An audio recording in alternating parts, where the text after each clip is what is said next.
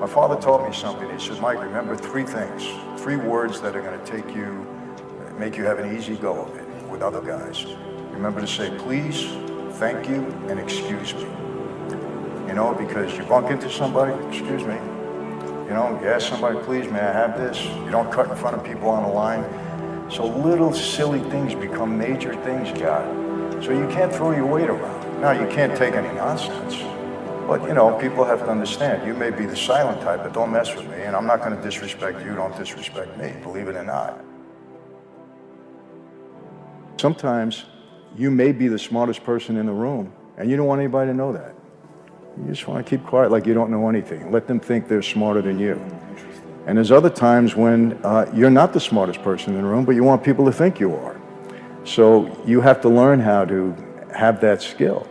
And we had certain rules. You know, if you're a made guy and you're at a sit down, you had to be respectful, no matter what the situation was. In other words, if I'm a made guy and I'm arguing something and I'm lying and you know I'm lying, you can't call me a liar. If you call me a liar, you lose the argument automatically. You have to figure out a way to make people know that you're wrong, that this guy is wrong and I'm right.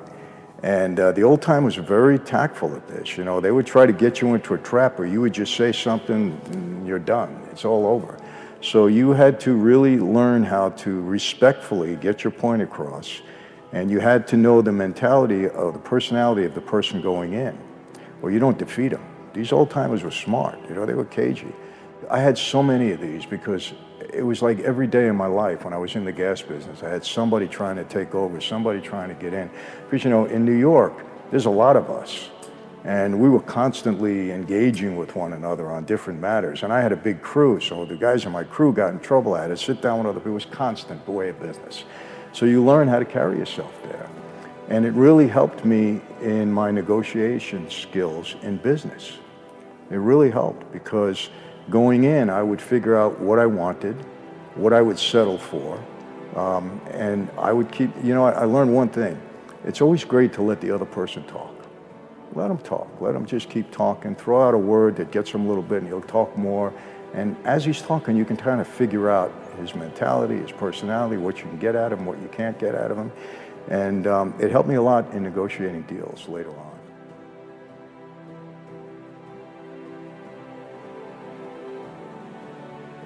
That life is like, it's like a wheel turning around. And the guy that's on the bottom today can end up being on the top tomorrow. And so a guy that you didn't have much respect for, now you better respect him. Got it. So because of that, you always tried to treat people the right way. Yeah, because you never know, you know, where that guy's going to be the next day or the next week. So I always say, I knew how to put the right people in the right place and get them and motivated them to do the work properly. My mantra always was at that time, do what you do best and delegate the rest. And that always worked for me until today. You know, there's things that I'm just not good at and I don't even try to do them. I don't even want to be bothered with it, but I'll get somebody that's going to do them a lot better than me. Oh yeah, had to. Because I got a lot of stuff thrown at me. And I recognized what was good and what wasn't going to work. And that's important because you can waste your time with stuff all day long. That's what gave me the leverage to negotiate the deal that I got. When you have time to think and really analyze the way life goes, and you look back and I said, man, all these negatives turned into a positive for me. They gave me breaks that I didn't realize were happening at that time. You know, that's a big part of my faith when I talk to people. I said, you know, the misery that you're going through now might be the blessing for you later on. I was 17 years old when my dad drew a 50-year prison sentence. And when he went away, Joe Colombo, the boss of our family, who we were close with, he kind of took me under his wing because my dad was his underboss. And I started to meet a lot more of my dad's friends, you know, and they were influencing me. Mike, you know, what are you doing going to school? I was a pre-med student at that time, shortly after that. You know, if you don't help your father out, he's going to die in prison. He didn't want that. I mean, he kind of argued, no, I want you to go to school, get an education. I said, Dad, it's too late. My mind is made up. And he said to me, he said, if you're going to be on the street, then I want you on the street the right way. And what was that process like? Was there a ritual? Was there an experience you had to go through?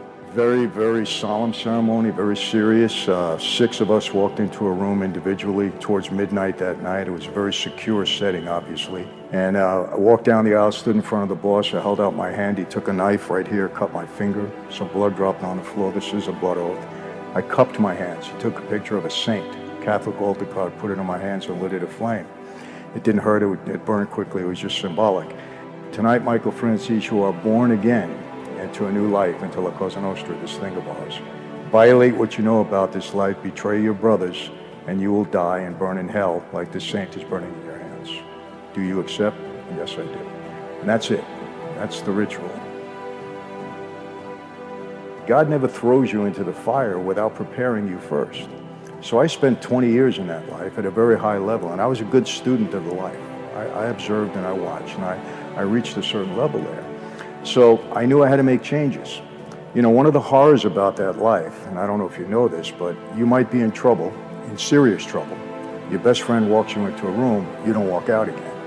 And unfortunately, I've experienced that in my life with other people. And so I said, okay, they're not going to walk me into a room. They're going to have to work to get me. I never put a house in my name, no utilities. I never went to any nightclubs. Bad place for me. I know who hangs out there. I stopped creating patterns in my life. So if somebody was scoping me, they had a tough time in figuring out where I was. And I was very disciplined in that, very disciplined, because I never sell my former associates short. There's very capable guys there. And then what happened, I just outlasted everybody. I mean, who went to jail, who got killed? We had a big war in our family in the early 90s. About 13 guys got killed. Another 20 or something went to jail for life. And I just outlasted everybody. And you know, the major thing for me was that I never testified against anybody. I didn't send anybody to prison. I didn't put anybody in trouble. I don't know if everybody really knows what kind of numbers you were bringing in. The numbers I read about, you were making 6 to 8 mil a week, 6 to 8 million per week, and you were selling $500 million of gas per month. People think that mob guys sit around in their social clubs and we start to target different businesses. Well, we're going to take that over, we're going to do this. Normally it doesn't happen that way. What happens is people come to us. People would come to me with all sorts of deals. And it was mostly guys that came inside their company that had a way to make some money, and they figured they can do it with me, I can protect them, I can finance them, we have strength, you know, all that. And that's how this happened in the gas business. Some guy came to me, had a very small gasoline operation, and he said, you know, I have a way to defraud the government out of tax on every gallon of gasoline. It was attractive to me because at that time I didn't like the government. And, you know, my targets back then were always bigger companies. So what happened, he had a couple of other wise guys that were kind of trying to extort him in his business. And I was able to solve that for him. And then we went into business together, and I'll tell you how it happened. I put somebody with him because I didn't know him that well, and I said, I'm going to put this fellow with you. We're going to see exactly what you got going on, and we'll try to figure this out. Well, the guy I put with him was a butcher. He was my butcher. Big guy, had a scar across the top of his head. Big Vinny, we called him. So he's coming to every Saturday. He would bring meat to my house, right? So this Saturday he pulls up, and he's got this big box on his shoulder. And I said, what are you doing with all that meat? Are we having a party or something? I don't know about it. He says, hey, Chief, it ain't meat. I said, what is it? He said, come on in the kitchen. We go in the kitchen. He puts the box down. He opens it up, $280,000. He said, that's the first week's take in the gas business. And long story short, he really got my attention at that point. I grew that 280 into, at times, almost $8 million a week. You're making all the family's money now. They're all kind of happy about you, but at the same time, you know, you're there as well. What happened when all of a sudden you were growing a little too fast? What kind of threats did you start seeing at that point? Were there some people that were power people saying, wait a minute, I don't like this guy having this much power? Yeah, you know what happened? I had a couple of things against me. Number one, I was a younger guy, and the older guys tend to resent you. You know, you're young, you're doing all this, you're making all this money. And that comes with the territory. You can't help that. You try to deal with it as best you can. You know, you're not flaming that fire, so to speak. And I think it was Newsday, a publication out in Long Island, had written a story that I was becoming so powerful I was going to break away from the Columbos and start my own family. No truth to it whatsoever. It was like a fairy tale, fiction, made up. But it got into people's heads. So, I mean, I got questioned. You know, they were saying, $2 billion, Michael. I said, hey, My answer was, when they write about everybody else, it's a lie. When they're writing about me, all of a sudden it's the truth. I said, come on, man, I'm giving you guys all this money. You don't have to do anything. I'm taking care of everything, you know. I put nobody in trouble. Nobody's on the line here. If anybody goes down, it's going to be me and my crew. But I knew I had to watch myself. You know, look, God doesn't tell you to be stupid.